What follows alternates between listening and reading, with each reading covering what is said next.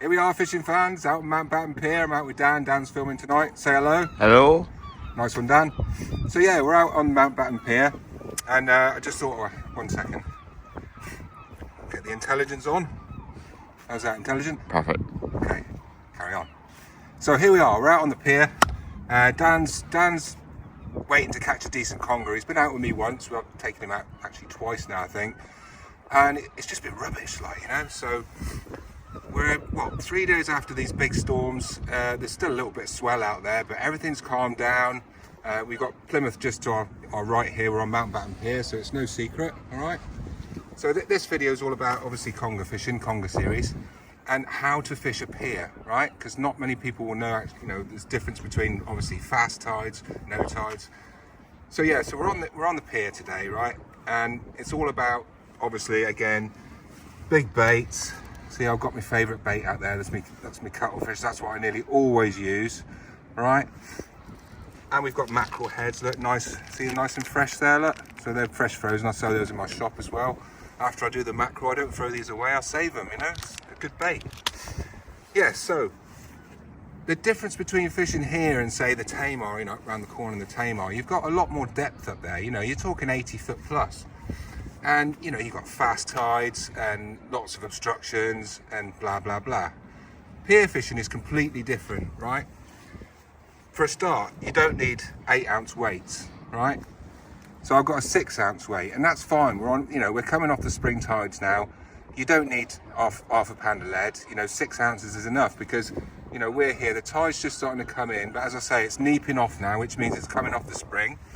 And I know for a fact that that's going to be plenty. So while we're on the subject, this is the rotten bottom, yeah? So all the rotten bottom is, look, is a link. It's £20 line, so it's basically main line. £20 Sakuma main line there, look. And I've just put it to a clip. You don't need that clip. That's a bit, you know, that's a bit fancy, but you know, because potentially you could just be throwing this away every time. You know, it's very snaggy down there. So yeah, so that's the rotten bottom. It's like it's just a running ledge alert, and obviously the fish can take the line. Blah blah blah. You know, it's just a very basic rig. So what's different about pier fishing? Now, not many people know this about Mountbatten Pier. The eels have got quite a cunning trick here, you see. They're very clever, and I'll tell you why. Most of the eels that you catch off Mountbatten Pier are in the pier, right? They're in the rocks. They're all up and down this place, right? There is a few secrets about this pier, and I'm not going to divulge them at this point. But basically, these eels, they're resident eels. They live in the rocks. You can actually hand line them out. You know, this isn't where I hand line that other eel out, but you can hand line one out here, no problem at all. Right, so when I say a trick, I mean these guys, these eels are masters of it, right?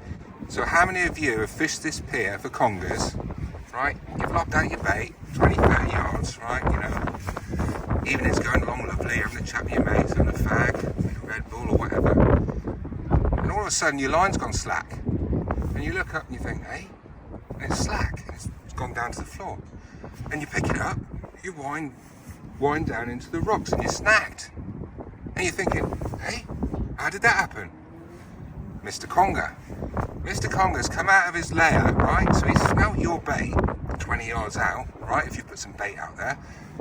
So he's smelt that in the rock. He's said, I'm going to have that. So he's gone out, he's nabbed your bait, and he's come back in with it without you even realising. So your line's gone slack, you wound it in, and it's in the rocks. And you're thinking, well, that's conger fishing, you know, this is what they do here. So my advice to you, if you're fishing a pier, any pier, especially Mountbatten Pier, and we've got the police launch just coming around, that magnificent V8 engine, thank you very much. Yeah, so my advice to you would be always keep an eye on your line, your main line, yeah? Keep an eye on that, because you don't get that pullover bite all the time off a pier. You'll just get this drop back, right, of the slack line. You'll pick it up, and he'll go back in the rocks, and he'll have a nice little feast, right? And you're just jammed in, and you break out, and then there's another set of gear down there that, you know, me or somebody else could potentially catch and lose my gear on, right? So keep an eye on your gear all the time, you know, don't just sit on your phone. That's the worst thing you can do, is sit on your phone. You know, if you're going fishing, you know, fish, look at what you're doing. The biggest mistake people make is they step out of the game. Oh, nothing's happened for half an hour, you know, like this. So I'll just check Facebook. Oh yeah, like that. You know, as soon as you do that, you've lost, right? You're not in the game, okay? So yeah, so that's my top tip for Mountbatten. And these children are lovely. They're coming past. They're very noisy, but that's fine because that's what children do. So we're gonna obviously we've got a bait out there already. I've got the beautiful Competition Match GT tonight, and this is the other thing about Mountbatten Pier, which I'm going to tell you in a minute. So yeah, we'll come back and I'll tell you some more. Yeah, so here we are. Welcome back. So the children have gone now, so the noise has stopped for a minute. Bless them. So let's talk about rigs, right? On hooks and stuff like that, right? You're gonna need conger fishing. Forget your floppy sticks, right? Forget your spinning rods or your sort of, I don't know, your beach casters, your sort of 2 to 5 ounce rods. It's not enough, my friends, right? You need proper rods, yeah? And you know, there's lots of people that come down to this pier and fish for conger with like 2 or 3 hooks and 20 to 30 pound line, because you know, these things get back to me and blah, blah, blah. And I've got friends down here, Paul Harvey, he's very good on the eels, and he'll actually go along and he'll advise people, you know, he'll go along, oh, what are you doing, mate? And, you know, they'll have a little bit of a yap, oh, what are you using, blah, blah, blah. And he'll suss them out straight away, but he won't criticise and, you know, and make a mockery of them. He'll actually tell them the right way to do it, so the next time they'll come with the proper gear, right? So this is what this is all about, pier fishing for conger, yeah? So, a strong reel, yeah? It doesn't have to be a multiplier. You can use fixed ball reels, big fixed balls, but you're gonna have some meaty line. You're gonna have to have some 40 pound line, 35, 40 pound line, a shock leader, or 40, 50 pound braid is fine. But you know, be committed with what you're using, yeah? I mean, you've got to have the correct gear. So that's a really strong reel. That's a really strong rod. You know, there aren't much stronger rods on the market. I mean, you don't need to spend £400 on a conger rod. I believe the Ron Thompson Accelerator is probably about the most popular budget conger rod ever brought out. Like, it's just over 100 quid. It's fine, you know, but step up your gear, you know, step up your gear to match the fish. If you get a 30, 40 pound eel on down here, you will get beaten up, and I'm telling you, it'll beat you up, it'll snap you off, and you will just look a fool, right? So rig wise, it's, you know, I love using these Tronics, you know, the massive hooks, the 9.0s. You know, I love using them. They've never let me down. They're a semicircle. So, you know, once that's in the corner of the conger's mouth, it generally comes out the side of the cheek, which is quite easy to deal with on a T-bar rather than going down the throat with your sort of J hooks. So, you know, either semicircles, or you can use the, that's the same. You know, I've got different ones. You know, I've got the Fladden, you know, there's an old J hook, so that's like a spare, if you like, if I run out. So I've always got something to use in my rig wallet. I'm never going to run out, look. You know, and there's wide gape there, look, there's a wide gape hook. I think these are the Tammers hooks, actually, yeah. So, you know, 200 pound line, a 2.0 swivel, and a nice big hook, yeah? That's what you need for conger fishing.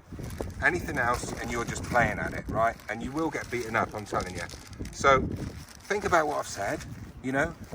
Fishing's fun. I'm not trying to take the fun out of it.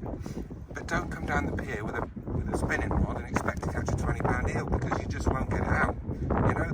The last time I was here, I don't know, ages ago last year, I think I lost 4 eels in a row, and they were good eels as well, like 15 pluses, yeah? And I didn't do anything wrong. It was just one of those nights where they just were spitting it or whatever, and that's conger fishing. The last thing I'll say about Mountbatten Pier is nothing. It doesn't just happen at once, right? From low tide up, these eels come through in stages. So you'll get a dead couple of hours at the start, maybe, you know, we're just getting dark now. And as the tide starts picking up, you'll get little like pockets of activity when you'll get the eels to start biting, and you just got to be there at the right time with a nice bait, and you will catch. Yeah, so yeah, enjoy your fishing, come down and have a go, but you know, step up your gear. And the last thing, safety wise, look, you see this green thing here? Had to be green, didn't it? Right, well, you all know what that is. It's a gaff, right? Now, these are a bit frowned on nowadays, you know. I've even been called barbaric by a lady on Facebook for actually even entertaining having a gaff. Oh, you're barbaric, you know, blah, blah, blah. No, my dear, I'm safe, right? This is the only thing between me and that 20, 30, 40, 50 pound eel, right? So if I need this gaff, I will use it. I will not hesitate. If I can't deal with that conger, but with my hand, you know, actually grabbing the line with a glove, right? If it's too big, right, that's what these are invented for, right? And if you're careful with them, if you chin gaff, you know, or if you're really careful and committed, they can be a really good and useful tool, right? And I will never ever go congering without a gaff, because you never know when Arnie's going to come out and do you, yeah? And very often he will, when you're least expecting it. Oh, I haven't got my gaff, and you're down there and you've got a 30, 40 pound eel on the surface, he's gone, right? So yeah, think about safety and think about having a gaff in your armoury, yeah? They're only 15 quid, right? And that's the difference between, you know, your PB, fish of a lifetime, or potentially things going wrong and you getting pulled in by a big eel, you know, and it has happened. I've nearly been pulled in by a big eel over at Devil's Point. I was on my own. And if it wasn't for the railings, I think I'd have been in trouble, right? So it can happen. So there you go. So that's my little introduction to pier fishing. You know, don't be afraid to do it. You know, have a go. But if you're going to have a go, obviously, I'm not going to say it again, get the right gear and go with a wingman. Always have a wingman with you, somebody that can help you, somebody that can hold your rod while you're going over this railing and down these slippery rocks to get your eel, yeah? You can't really do it on your own unless you're really confident. And the only way to be really confident is if you've done this for years, which I have now, yeah? So yeah, good. I was going to say good luck. Thanks for watching my video. Hopefully Dan's going to get his first decent conger tonight, mate. You know, hopefully something over 10 pounds, something's going to pull back a bit. And you know, we might even get something on camera. So yeah, tight lines, and thanks for watching me.